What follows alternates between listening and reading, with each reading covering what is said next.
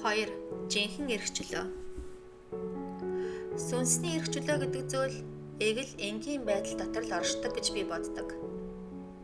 Өөртөө хэд төвлөрч, ийм бодлуудаар дарамтлагддаггүй хүн жинхэнэ утгаараа эрх чөлөөг эдэлж чаддаг. Эсвэргээрээ харин байнгын төвшөртэй, өөртөө төвлөрсөн, үргэлж төгс төгөлдөр байхыг хүсэн тэмүүлж байдаг хуурамч мэрэгэн ухаан нь өөрөөсөө өчүүхэн төдий өөсөө олж харах бүрдээ гүнээ зовж шаналдаг. Гэхдээ ийм байлаа гэд энгийн өөрөөсөө ангид байдаг хүний хувьд төгс төгөлдөр байдлыг ёр хүсэн тэмүүлдэггүй гэсэн үг биш ээ. Тийм хүн анхаарлаа өөрлөгөө хэд хандуулахаа болох тусам Бурхны хүслийг биелүүлэхийн тулд дотроо олж авах ёстой сайн чанаруудын ханаас илүү их мушигдаг. Хүн буруу зүйлийг хийж алдаа гаргаж байгаагийн уг шалтгаан нь өөрийгөө хайрлах явдалд оршдог. Учир нь бид бүхнийг Бурханд хамааруулж үзэхийн оронд өөртөөгөө холбон үздэг. Зөвхөн өөрийгөө тавьж өөрийгөө мартсан, өөрөөсөө татгалзсан Есүс Христийн сургаалын хойноос мушигдэг хүн л дотроо байгаа хорон мөгийн үндсийг нэг дор таслан зогсоодог.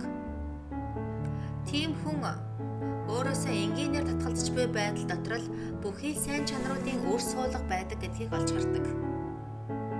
Ийм түвшинд хүрэхэд эзний сүнс хаана байна? Тэнд өрчлөө байдаг гэсэн Библийн үг үнэхээр гүн гүнзгий үнэн болохыг өөрийн биеэр мэдэрдэг. Бидний амьдралыг бүхэлдэнд Бурхан захирч байхын тулд бид бүхий л анхаарлаа хандуулж эхэлдэг. Мөн хийсэн алдаанаасаа болж ичгүүрийг мэдэрч байсан ч дотроо бол амар амгалан эдэлж байдаг. Санаатаагаар нүгэл үлдэхийн оронд үхлийг илүүд үзэх бөгөөд нэр төрөө ботсондоо хүмүүсийн шүлтээс имэдгээ болно. Эмээх зүйл байлаа ч гэсэн тэднийг бүдрүүлэх зүйл хийхвээ гэсэндээ тэр юм. Үнэн дээр хүмүүсийн таалалд нийцүүлэн үйлдэх нь Есүс Христийн нэрийг утааж буй хэрэг юм. Мөн бидэнд дараа нь юу болох вэ гэсэн санаа зовлт байхаа болдог.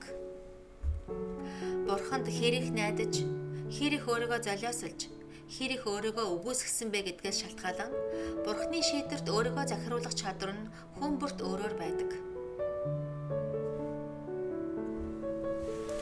Өөрөөсөө илүү их татгалзах тусам бид дотроо илүү их амар амгалан олж авдаг.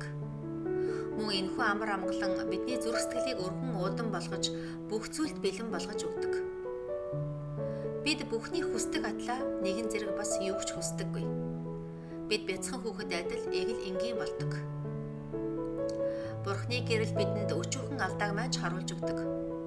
Гэсэн ч тэр гэрэл биднийг мохоодоггүй. Харин бид түүнтэй хамт урагшилсаар байдаг.